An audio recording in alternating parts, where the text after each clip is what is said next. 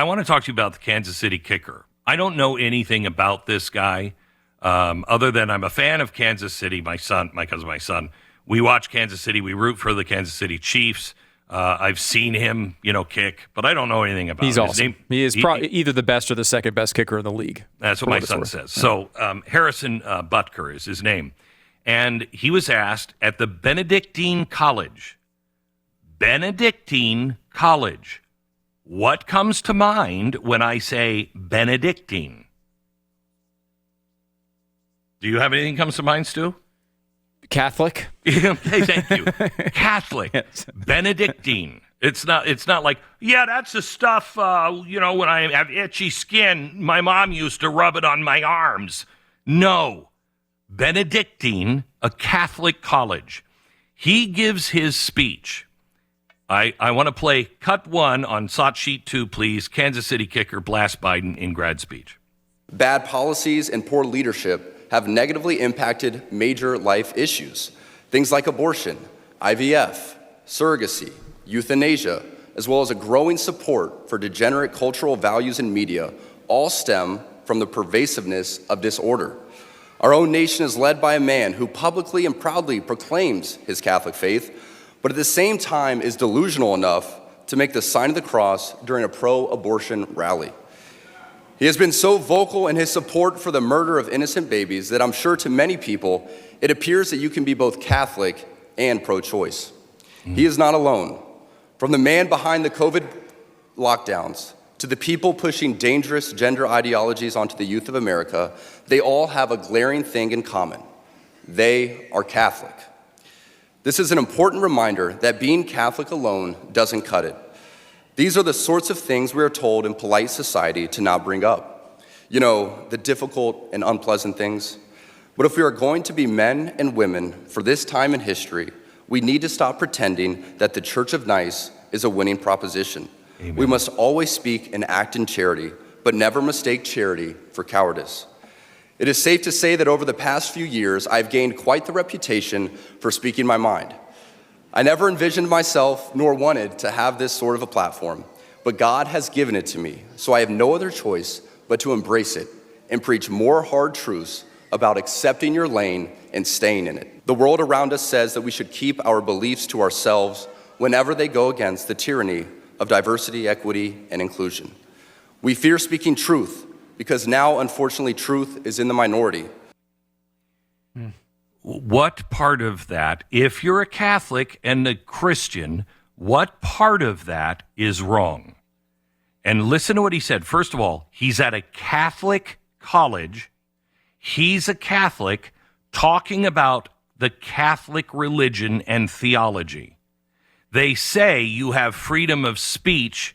They say you have freedom of religion. You just keep it in your church. He's keeping it in the church. He's speaking at a Catholic college.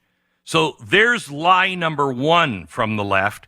They do not want you to speak your mind about religion, even in your own house of worship, in your own college for the church. Second thing he said that I think is so important. I never wanted nor never thought I would have a voice or a platform, but the Lord gave me this platform, and I have no other choice. I feel exactly the same way. The things I say, a lot of times, Stu will know, you can always tell because I pause a long time before saying it. And that's when Stu's looking at me like, oh, dear God, what are you going to say? And it's when I'm weighing, Lord, I'm praying quickly, Lord, yes, no. And I try to do what he asks me to do because this is his platform. You've listened to this show. I am not good enough to be where I am in this industry. In the Hall of Fame, really, with, a massive show. I'm not talented enough. God gave me this platform, and he gave you whatever platform you have.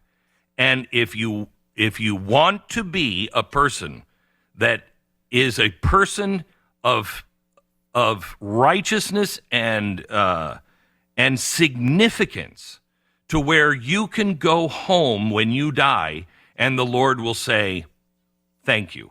Good job. Good job. You have to speak out and say the things the way he said them. He wasn't saying anything but what he believes is the truth. He believes in God. He believes that another Catholic is not living the Catholic faith. Even the Pope would tell you that. You can't be pro-life and abortion and also be a Catholic in good standing. Pro-choice, yeah. Mm-hmm. Pro-choice, sorry. Now, let me play the second cut here from him. For the ladies present today, congratulations on an amazing accomplishment. You should be proud of all that you have achieved to this point in your young lives. I want to speak directly to you briefly because I think it is you, the women, who have had the most diabolical lies told to you. How many of you are sitting here now about to cross this stage and are thinking about all the promotions and titles you are going to get in your career? Some of you may go on to lead successful careers in the world, but I would venture to guess that the majority of you are most excited about your marriage and the children you will bring into this world. I can tell you that my beautiful wife, Isabel, would be the first to say that her life truly started when she began living her vocation as a wife and as a mother. I'm on this stage today and able to be the man I am because I have a wife who leans into her vocation. I'm beyond blessed with the many talents God has given me, but it cannot be overstated that all of my success is made possible because a girl I met in band class back in middle school would convert to the faith, become my wife, and embrace one of the most important titles of all, homemaker. Stop. This is Way that's been reported. Oh my gosh. Yeah, this is so incredibly beautiful. He's not saying women shouldn't work. He's saying that most women, he's guessing, not all, most women are most excited about their marriage and their children. Guys may not be because we're not built the same. But I will tell you, when I was 20, that was not what I was excited about. When I was 30, that's not what I was excited about. When I was 40 and I started living a good life and really living and really have enough wisdom, I can tell you now, all the accolades, all of the accomplishments, everything means nothing compared to my children. They are the number one thing that I think about, that I regret doing things, I've screwed up my kids because I did this. It's the only thing. It is truly the only thing. And to deny that is criminal. It's criminal. We are made to procreate. Moms think of how God came up with the way for a woman to feed her baby. When she feeds her baby, breastfeeds, she's holding, and the way you have to hold the baby to breastfeed, the baby is looking into the mother's eyes. I mean, this is what we were built for. You can do other things, and that's fine. By the way, I don't want to announce something outside. I don't want to tell you who, but my wife has been nominated for Homemaker of the Year nationally by a big organization, and she's just honored. And when they announce it, then I'll announce it. But she's so honored, and she said, "Glenn, I don't have anything to say." I said, "Honey, take the word homemaker out because it sounds so 1950s. You're a CEO, and she is." She's a CEO, and I can't run this house and our life. I really can't. I call her. She's gone for a week. Everything falls apart, and I'm like, "Honey, what happens now? What do I do now? Who is that?" She's a CEO, but she's a CEO of our children and our home and our life. That is important, and he's getting so much heat for this, but I just want you to hear. It's the vast minority who have nothing to do with it that are complaining. Listen to the end of the speech as he gets a standing ovation. Make no mistake, you are entering into mission territory in a post-God world, but you were made for this, and with God by your side and a constant striving for virtue within your vocation, you too can be a saint. Christ is King to the heights. You hear any boos? A standing ovation.